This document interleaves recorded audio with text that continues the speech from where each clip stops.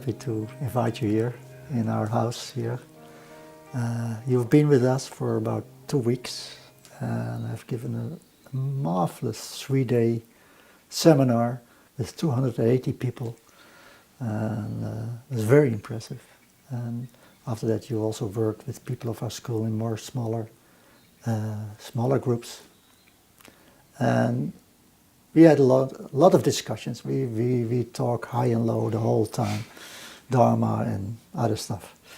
And one of the things which was very interesting was this basic goodness idea of Chogyam Trungpa, and how he put that at the front of the whole path, as the basis of the path. And that connected very closely with our development of healthy self-love.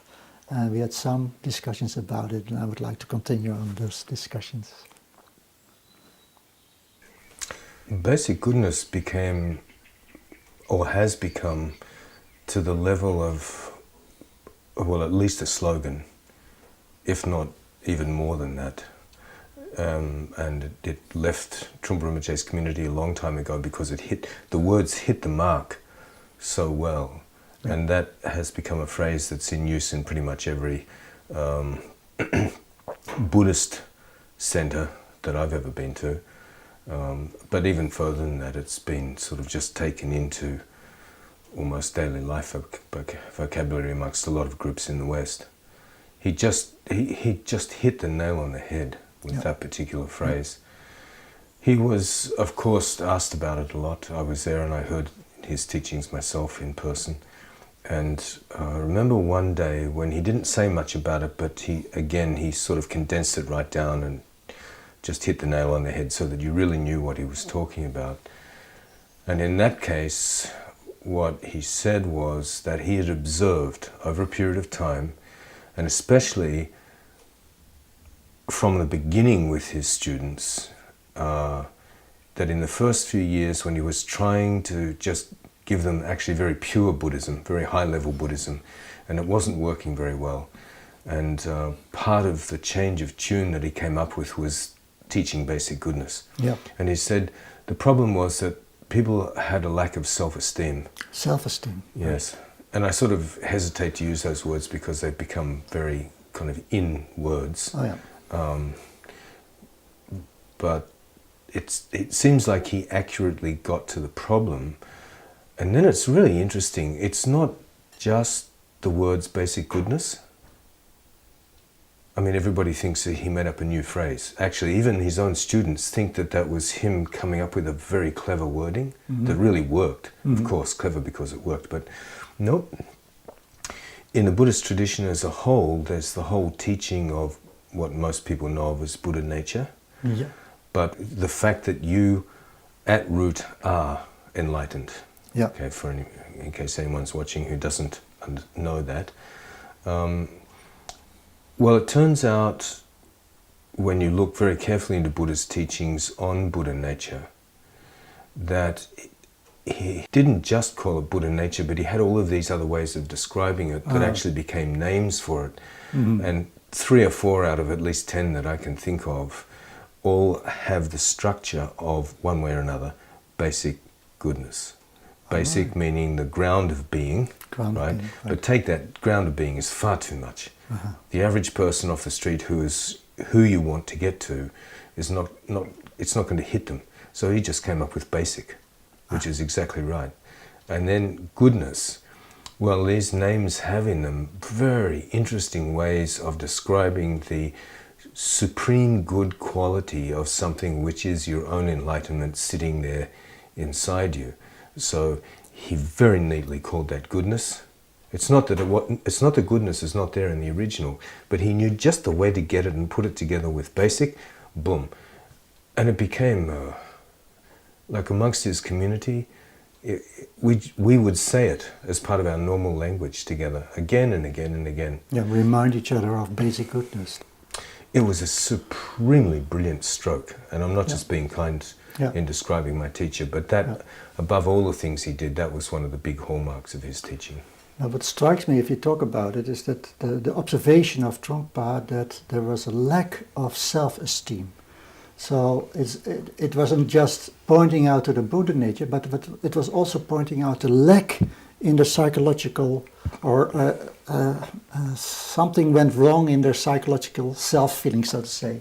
Yeah. There's a lack of self-esteem. There's a close correspondence with how I look at how we are composed psychologically, that in all the areas where we were not really loved or seen by our parents or met by our parents, there's a feeling of worthlessness develops, and in a more deeper sense, even a feeling of emptiness, of non-existence, which is on that place, like you don't exist because you have not been seen.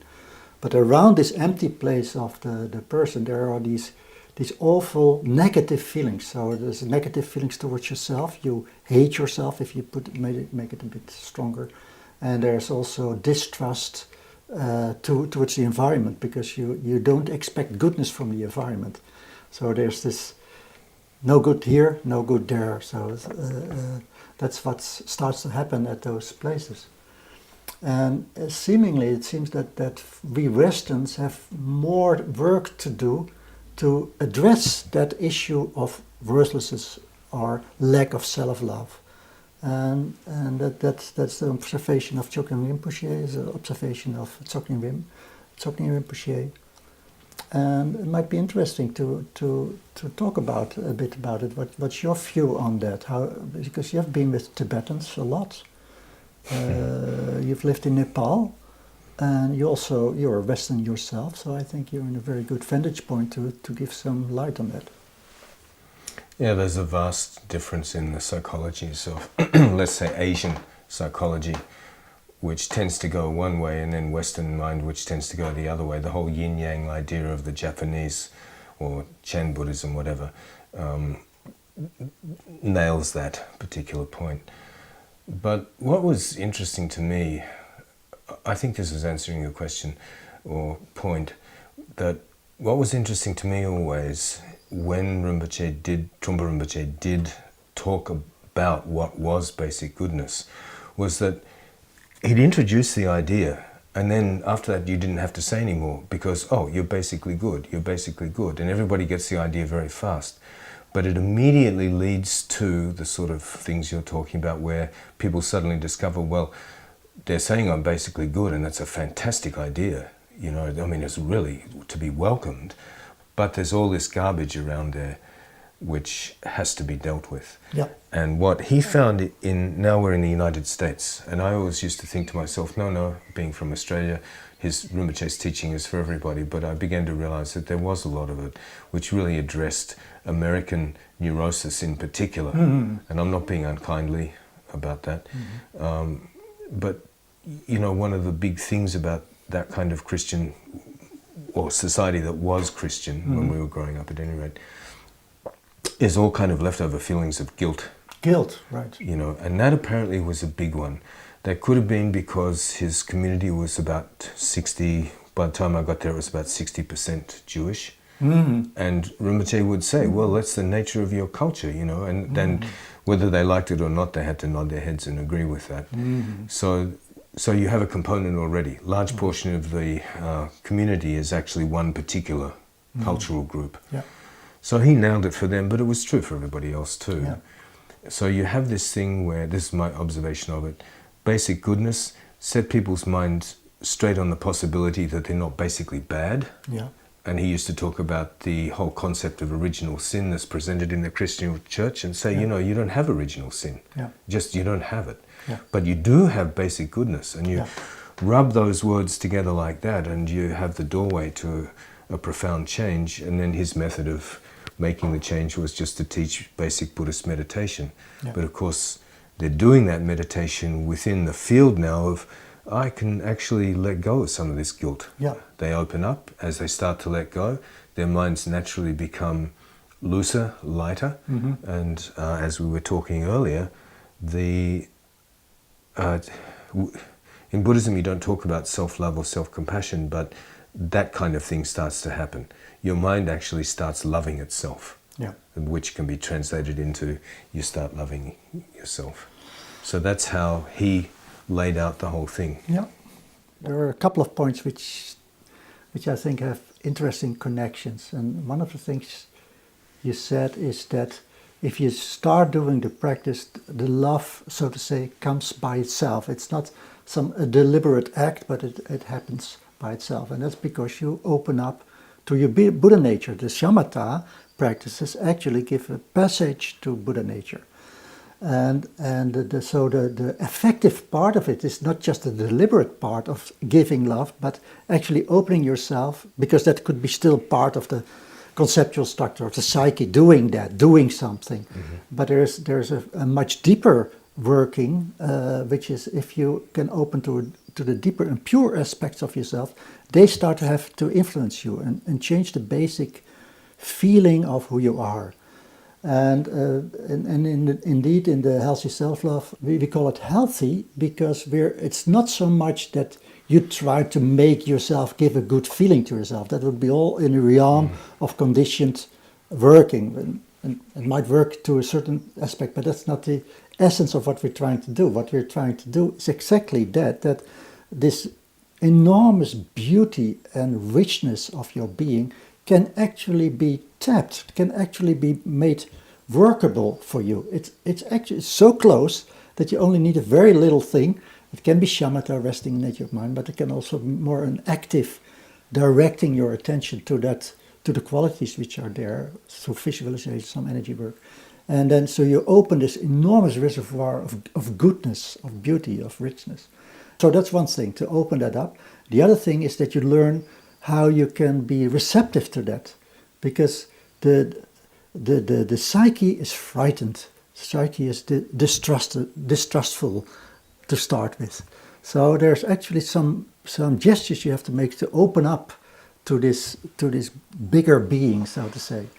And then in that interaction between this psyche which opens up and this big reservoir of goodness which starts to talk to you, in that interaction there's the healing taking place. So healthy self-love is then actually another word you could almost say of a devotional, loving connection with the basic being, which is both you, but it's also much, much bigger than just you. So that's about the healthy part. And the self part, we found out, is very important that people learn to love themselves. It is not easy, and actually, if people really start to let this love in, their whole identity starts to fall away, because the identity is based on this contraction, on this frightened being, which has become their habit pattern, becomes the code in which they clothe themselves. That's who they are. That's who I think I am. I'm identified with my contraction. So if this basic goodness touches me and this contraction starts to open up, it's not just being loved in a conventional thing, but it's losing my identity and learning to rest in a much wider sense of who I am. So. As you were talking about the first part of that, it occurred to me that there's something in the way that Trungpa Rinpoche taught the whole practice, which actually is a feedback loop. This never normally gets discussed, but somehow because of the way that you're presenting your material, it reminds me that this is actually present. And the way it works is something like, first you get introduced to the idea, or you even just hear the words basic goodness. You start to think, oh, wow, maybe I'm not so bad, or something like that. Just even the smallest little idea. Yeah. So then you go to one of the trainings, something you learn how to do basic shamatha meditation. And in the way that he taught shamatha meditation, it's very much a journey of self-discovery. Mm-hmm. It doesn't have all the details of, okay, you do this and you'll get this, then you do this and you'll get this. It's very much, okay, you're going to find out about this. Just follow the simple instructions. But earlier in the piece, Rinpoche did talk about how you start to love yourself. Certain barriers start to fall away. But I realize what's going on there is that, as you said, there's basic goodness. Okay, people decide to do something because they have some kind of feeling that might be true. And then in this system, you do it, mind starts to fall away, but as it falls away, basic goodness itself is starting to open up as something that's actually there directly in your experience as opposed to just a concept. And then you start to go, oh, wow, it's not just an idea, it's actually, I actually feel good. And then the next step after that, as this feedback continues, is that mind naturally stops disliking itself, hating itself, and then love automatically comes on the foot of that. So this is a interesting understanding. Thank you. Yeah. Yes. So there, and you mean the feedback loop is like the communication between the psyche, the old identifications, and this big vastness of your basic being. That's Exactly. what you call the feedback loop, right? Well, it's that first people have heard the word, so it makes it tantalizes them conceptually.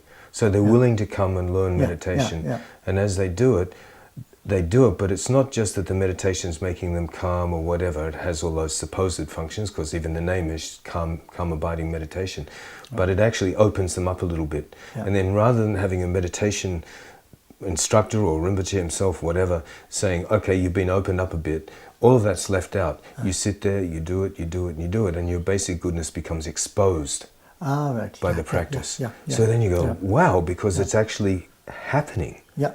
And then that gives more impetus towards keeping going, and you face up to all the rotten stuff that's coming up, and just as you pointed out. Because that is also, in shamatha you don't mention it, but it comes up because it's part of your nature. So if you're not standing in the way, it will come up. Exactly. And apart from, we do some shamatha as well, but we have also direct methods to go directly through it, not by just letting it reveal itself in a shamatha sense, but actually inviting it, so as to say, by already pointing our minds towards it, visualization techniques, etc. But what I actually wanted to say is that what strikes us is that just like Rinpoche says, basic goodness, and something in us knows, right on.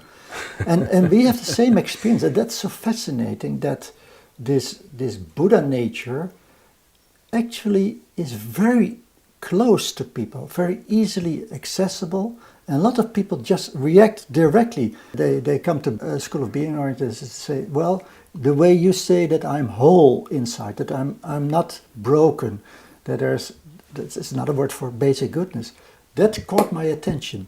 And so what I'm trying to say, there's a very alive intuition of that in almost all of us, that we're not one who we have become, because that's usually quite miserable. But there's this beauty in us, and that doesn't get lost somehow. And if you find the words or the means to touch that, wow, then you're talking. I think that's one of the revelations of Buddhism for Westerners. It happened quite early in the piece, in my memory, back around the 1970s, when Buddhism first started coming to, Buddhism first started coming to the West, and especially Tibetan Buddhism. And in the beginning, we would have this problem that we ourselves didn't know about our basic goodness. And even though there's all the good words about, well, you have the nature of Buddha inside you and all the rest, it's not quite so practical somehow. So we had a lot of conversations, myself, all sorts of other people. How do we get past this initial thing of, we believe in the teaching for some reason, but somehow it doesn't quite work for us? And the conclusion that would always come was one version or another of, you have Buddha nature inside you, but it's a very practical kind of thing. You could actually feel it in yourself somehow. Your teachers got through to you, you could start to feel it in your teachers, and you begin to realize, oh, that's the whole reason I'm doing this. And it's totally practical. It's totally practical, and practical means it's very close, it's very easily accessible. Yes. Right. Yes. It's not some abstract idea of enlightenment on the end of the road. It's the starting point. Right. I think there may have been a little problem with some of the early teachers, and I'm not blaming them in any way at all. They came from a country where people think one way into countries where people think the opposite way, sort of. But for a lot of people in the very beginning, somehow you couldn't get through to this kind of lightness and all the good qualities and everything. You couldn't get there. And it was often because the teachers, at least in Australia, they were teaching intellectually because that was their system. And they didn't understand they could drop all of that and just sit down and have a really friendly conversation with their students and just embody the basic goodness that they actually really knew about practically. Also practically. Yeah. So it wasn't until people started realizing that they could and actually had to do that Buddhism actually started really working. Yeah. There were several years there in the beginning where it was a problem, and that was the conclusion in the end. Yeah. There was Trungpa Rinpoche standing up, and all the Buddhists in the world were listening for sure, because he hit the problem on the head, and he had the solution for it. Yeah. And your description of what your school is doing is very much in line with that. Yeah. The flip side of this is that if you start your work without this palpable contact with basic goodness, the whatever you learn gets a neurotic base, which means practically also it's not really landed in your being. It's not down in your guts. It's like a mental construct which you need to keep up, and then you add all these things you learn on it, but it's only filling up your neurosis. It doesn't make you feel more at home with yourself, more at ease with yourself, and at ease with the world. It doesn't bring you to the point of connectedness with whatever is. Well, that fits right into what you were saying at the beginning about wind energy wind, whatever you want to call it, needing to be brought down, because Westerns have a terrible problem with their basic energy of their psychophysical being caught up. Yeah. And it should be down here in the navel. Yeah. So what we were all through that experience, the Westerners were trying to understand it from a very heady perspective. Yeah. And the teachers didn't realize that all they had to do was embody it. Yeah. I mean, they did in their own sweet way, but it wasn't. They didn't give the instructions. Huh? Well, it's like a linchpin. This particular thing we're talking about. You know, it's the thing that holds it all together. And they didn't quite understand that we just needed their sweetness. I don't mean we needed their love. You know, none of that. Same old story. Yeah. But I think that's quite correct. We don't need a love, but we needed the insight that first we had to get down close to ourselves. We had to get past this guilt thing, past the self-hate, and land in our basic being, which is a very physical, energetic process as well. And that in itself is a whole teaching, by the way. I mean, it's a grand thing to land in yourself. It's not just an energetic thing. It's your whole lookout, your whole way of being changes. And that takes a lot of work, because, I mean, you can do this once, but it doesn't have an effect. It has to be a continual practice of landing in yourself, trusting actually. It's trusting your basic being, it's trusting being. And that goes right against the tendency of the psyche, which has a survival mode, so which doesn't trust but stays on the alert. And then in the West, that's getting accelerated tremendously, and so we're off basis. We're not at home with ourselves, and I think that's the first thing we have to learn now. And it might have been less important for the Tibetans, because they're much more grounded generally than we are. For whatever reason, I mean, we can go into that, but their basic being is much more grounded. So the teachings, even if they would be intellectually, would land on a very different place than where it lands with us. So we need to do this work, but this work is not beginning work, because at the same time that your basic being has a connection with your enlightened mind. So actually, from the start, you call it basic being or basic goodness or whatever. But it's very close to enlightened mind. So it's not like we postpone enlightenment till this thing is finished. But it's like you bring enlightenment right at the start in the form of this basic relaxation, getting close to yourself, loving yourself, getting more trust. We have, in my mind, actually just said exactly the same thing, which is very nice. Maybe you expressed it better than I did, but the Buddhist path makes no sense if you don't have some sense of the fact that you've got this little golden Buddha inside you. But even leave out the words golden Buddha, that you've got this, that you are connected irretrievably with this kind of energy, which is just good. Yeah. You know, and you don't have to feel bad about anything particularly. and that was the discussion that was going on in the beginning, again and again and again. How do we get past this problem? And it was because all we had to do was connect with that, but that's not so easy to do for Western mind, and especially these days with massive amounts of computer use, where all your energy goes up, you're here, into the screen, you're out completely, you're lost actually. So you not only have to come back in, but you also have to come back down, and then the work starts. So that's very important. So there's also a very practical side. Just practice getting down again, getting landed again. That's big work also. That's hard work. That if you do the particular yogic exercises, that's not so easy for people. But anyway, that does seem to be the crucial point, that somehow people have to understand that they actually are not bad. They're not basically bad. They're basically good. And then if they're willing to do a bit of practice, however they're shown, then all sorts of gunk is going to come up, but still, it's okay, you're happy. You're good, as the Americans say, right? You're good. Yeah, you're good. Yeah. Thank you very much, Lama Tony, for this beautiful conversation and this meeting of minds which happened again and again with you. Thank you very much for your being with us at the school. Very, very happy to have been here with you, and as we talked many times now, I have a strong wish to come back and be with you some more. Yeah, we will. We'll get you here. Good. Good.